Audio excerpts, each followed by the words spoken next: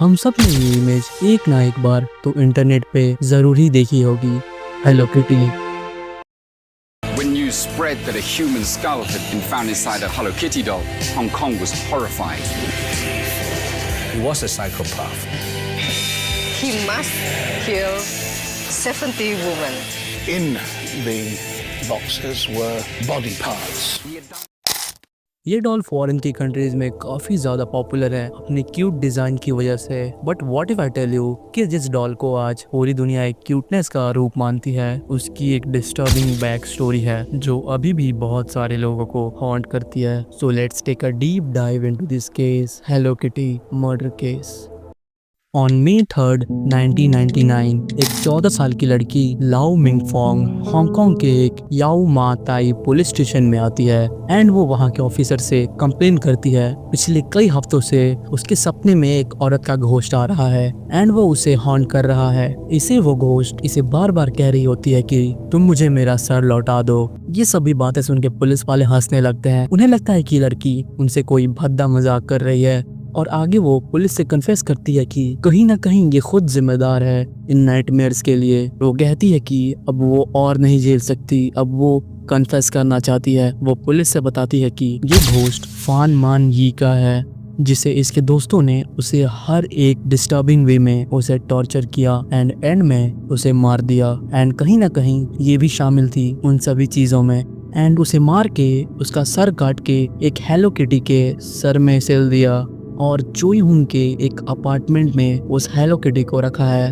पहले तो पुलिस वालों को इस लड़की की बातों पे यकीन नहीं होता। उन्हें लगता है कि ये लड़की अपने नाइटमेयर्स के कारण परेशान है। बट इस लड़की के बार बार इंसिस्ट करने पर वो पुलिस वाले रेडी हो जाते हैं उस अपार्टमेंट में जाके इन्वेस्टिगेट करने के लिए कि उस अपार्टमेंट में ऐसा क्या है जो इस लड़की को बार बार हॉन्ट कर रहा है। जब पुलिस उस अपार्टमेंट में पहुंचती है तो पहले तो उन्हें बहुत ही गंदी बदबू आ रही थी एंड जब वो उस अपार्टमेंट के अंदर जाते हैं तो वहाँ का सारा सामान बिखरा हुआ था एंड वहाँ सारी चीजें हेलो किटी ब्रांड की थी। वहाँ के कर्टन्स, सोफा, पिलो, हर एक चीज हेलो किटी की थी। उन पुलिस वालों के साथ वो 14 साल की लड़की भी आई हुई थी। वो लड़की इन्हें सीधा एक रूम में ले जाती है एंड एक हेलो किटी मर्मेड की तरफ इशारा करती है। उस डॉल का साइज लगभग 15 से 16 इंच का होगा। जब ऑफिसर सिन तिम वा उस डॉल को उठाने की कोशिश करते हैं तब वो डॉल काफी ज्यादा उन्हें हैवी लगती है एंड उस डॉल में से काफी ज्यादा गंदी बदबू भी आ रही थी। फौरना शुरू करते हैं जो उसके अंदर से निकलता है। ये सारी चीजें देख के वहाँ खड़े सारे लोग शॉक में चले जाते हैं। वो काफी ज्यादा वहाँ डिस्टर्ब हो जाते हैं। उन लोगों का कहना था कि उन लोगों ने आज से पहले इससे ज्यादा डिस्टर्बिंग चीजें नहीं देखी थी। ऑफिसर देखते हैं कि उस डॉल में एक ह्यूमन स्कल है एंड कई सारे टीथ्स हैं। उस ह्यूमन स्कल पे रॉटन फ्लैश लगा हुआ था जिससे बहुत ही ज्यादा गंदी बदबू आ रही थी। पुलिस जल्दी से फॉरेंसिक टीम को बुलाती है वहाँ इन्वेस्टिगेट करने के लिए एंड पुलिस उस लड़की को पुलिस स्टेशन ले जाती है उसका कन्फेशन लेने के लिए एंड फर्दर इन्वेस्टिगेशन के लिए। वहाँ जो बात मिंग फोंग पुलिस को बताती है वो सारी बातें सुनने के बाद पुलिस वाले शॉक में चले जाते हैं क्योंकि इतनी ज्यादा घिनौनी चीजें पुलिस वालों ने आज से पहले नहीं सुनी थी। मिंग फोंग पुलिस को सारी बातें स्टार्टिंग से बताती है। वो स्कल एक लड़की का होता है, फान Man Ji. Fan Man Ji was born on 1976 in शेजिंग, चाइना। फान मान यी के पेरेंट्स ने उसे उसके बर्थ के टाइम ही उसे अबेंडन कर दिया था। इसी वजह से वो हांगकांग के एक ऑर्फनेज में बड़ी हुई। बट जब फैन 15 साल की हुई तब ऑर्फनेज वालों ने उसे फोर्सफुली ऑर्फनेज से बाहर निकाल दिया। ऑर्फनेज से बाहर निकलने के बाद फान एक होमलेस बन चुकी थी एंड वो किसी अपने रिलेटिव को भी नहीं जानती थी ताकि वो जाके वहाँ रह सके। एक अनाथ होने के कारण उसके पास ऐसा कोई नहीं था जो उसे सही गलत का मतलब बता सके। इसी वजह से उसने एट द एज ऑफ 15 से ही ड्रग लेना शुरू कर दिया था। वो एक ड्रग एडिक्ट बन चुकी थी एंड उसने अपने सर्वाइवल के लिए प्रोस्टिट्यूशन का भी काम शुरू कर दिया था। वो लोगों को सेड्यूस किया करती थी पैसों के लिए। एक 15 साल की लड़की और करेगी भी क्या जिसका इस दुनिया में कोई नहीं है। 1996 इन्हीं सब चीज़ों के बीच में वो एक लड़के से मिलती है, जी यून, जो कि फान की तरह ही एक ड्रग एडिक्ट था एंड इसने इसी से शादी कर ली। बट शादी के बाद इन दोनों के बीच में डेली झगड़े होते थे। बेसिकली फान एक अब्यूजिव रिलेशनशिप में रह रही थी। इन्हीं सब चीज़ों में और 1998 फान मान यी का एक बेटा होता है। फान अब इस रिलेशनशिप से थक चुकी थी एंड वो अपने बच्चे को एक अच्छा फ्यूचर देना चाहती थी। इसी वजह से उसने अपने हस्बैंड से डिवोर्स ले लिया एंड उसने ड्रग भी छोड़ दिया और उसने अपने और अपने बेटे के सर्वाइवल के लिए क्लब में वेट्रेस का काम करना शुरू कर दिया। सभी चीजें अच्छी चल रही थी, फान अच्छा अर्न कर रही थी एंड अब उसने ड्रग एडिक्शन भी क्विट कर दिया था। बेसिकली अब उसकी लाइफ ट्रैक पे आ चुकी थी। बट यहीं पे उसकी लाइफ में एक सबसे बड़ा टर्न आता है। उस क्लब में काम करते हुए उसकी मुलाकात एक आदमी से होती है, 34 साल का एक आदमी चान मान लोग, जो कि वहाँ का एक जाना माना ड्रग सप्लायर था और वो न्यूमरस क्राइम्स में भी इन्वॉल्व रहता था। पास्ट में जब फान प्रोस्टिट्यूशन किया करती थी तब उसने चान को सर्व किया हुआ था। इसी वजह से इनकी क्लब में बातें होना शुरू हो गई एंड इन्हीं सब चीजों के बीच में फान ने फिर से ड्रग लेना शुरू कर दिया था। बेसिकली चान फान का ड्रग सप्लायर बन चुका था एंड फिर फान की लाइफ ट्रैक से उधर के रोड पे आ चुकी थी। फान इस आदमी से डेली बेसिस पे मिलने लगी एंड इसे डेली बेसिस पे ड्रग्स लेने लगी, जिससे फान को काफी ज्यादा फाइनेंशियली अनस्टेबिलिटी फेस करना पड़ रहा था। एक दिन फान को पैसों की बहुत जरूरत थी। उसने चांद से पैसे लोन पे लेने के लिए बात की, बट चांद ने इसे क्लियरली मना कर दिया कि वो इसे पैसे नहीं दे सकता। उस रात जब ये ड्रग ले रहे थे तब फान ने चांद से 4000 हांगकांग डॉलर चुरा लिए एंड बाद में चैन को ये सारी बातें पता चल गई कि फान ने उससे 4000 डॉलर चुराए हैं। तो जब फान इससे ड्रग लेने आती है तो चांद इसे धमकी देता है कि उसके 4000 हांगकांग डॉलर लौटा दे एंड इसे 10,000 एक्स्ट्रा हांगकांग डॉलर दे इंटरेस्ट के तौर पर। कुछ दिनों बाद फान किसी तरह तो इसके 4000 हांगकांग डॉलर्स लौटा देती है, बट वो 10,000 डॉलर्स इसे देना अफोर्ड नहीं कर सकती थी, इसीलिए वो कहीं ना कहीं हिचकिचा रही थी।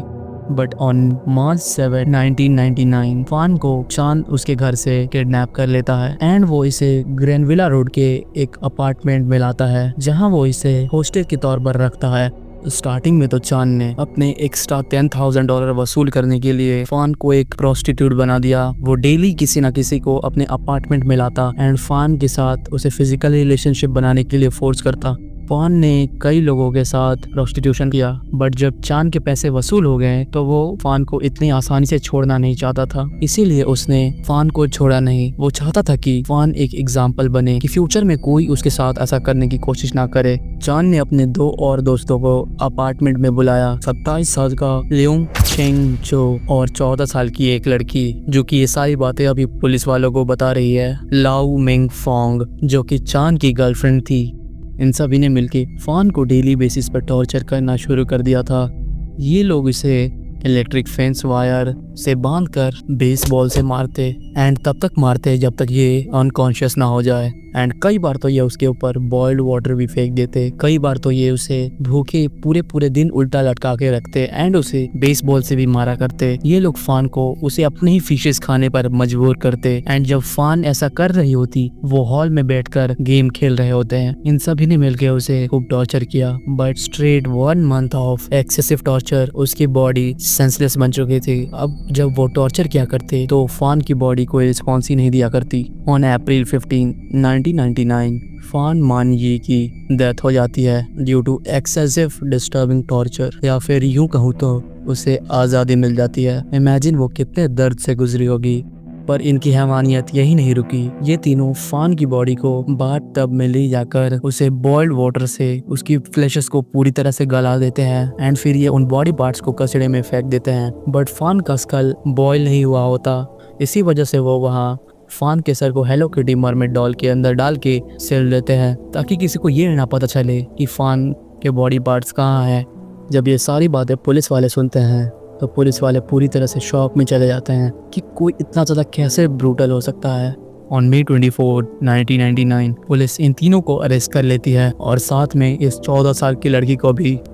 ऑन October 14, 2000 इन चारों को कोर्ट ले जाया जाता है एंड वहाँ पे वो 14 साल की लड़की सारी चीज़ें कन्फेस करती है, कैसे इन तीनों ने मिलके फान मान यी को हद से ज़्यादा टॉर्चर किया एंड उसका रेप किया। And continuously straight for 1 month उसके साथ सेक्सुअल असॉल्ट किया एंड आखिर में उसे बॉयल करके उसके बॉडी पार्ट्स को बाहर फेंक दिया एंड उसे स्कल को मम्मीफाई कर दिया एक हेलो किटी डॉल में। बट ये 14 साल की लड़की कहीं भी डायरेक्टली इन सभी चीज़ों में इन्वॉल्व नहीं होती, बस वो इन तीनों के साथ रह रही होती है। इसीलिए वो जज इसे छोड़ देते हैं क्योंकि इसने पुलिस वालों की हेल्प की होती है एंड इसने सारी चीज़ें कन्फेस की होती है। बट जो वो 3 सस्पेक्ट होते हैं वो इन सभी बातों से डायरेक्टली रिफ्यूज कर देते हैं। वो कहते हैं कि ये सारी चीज़ें झूठ है। फान मान ही ड्रग के ओवरडोज से मर चुकी थी, इसीलिए वो लोग डर के इसीलिए वो इसके बॉडी पार्ट्स को बॉयल करके बाहर फेंक देते हैं ताकि पुलिस इन्हें ना पकड़ पाए। Due to lack of evidence जज इन्हें फांसी की सजा नहीं दे पाता। वो इन तीनों को लाइफ टाइम प्रिजनमेंट की सजा देता है एंड ये तीनों अभी लाइफ टाइम सेंटेंसेस में हैं और वो 14 साल की लड़की की प्राइवेसी के कारण किसी को नहीं पता कि अब वो कहाँ है एंड फान के सन को भी प्राइवेसी के कारण उसका नाम डिस्क्लोज नहीं किया गया एंड उसे प्राइवेट ही रहने दिया।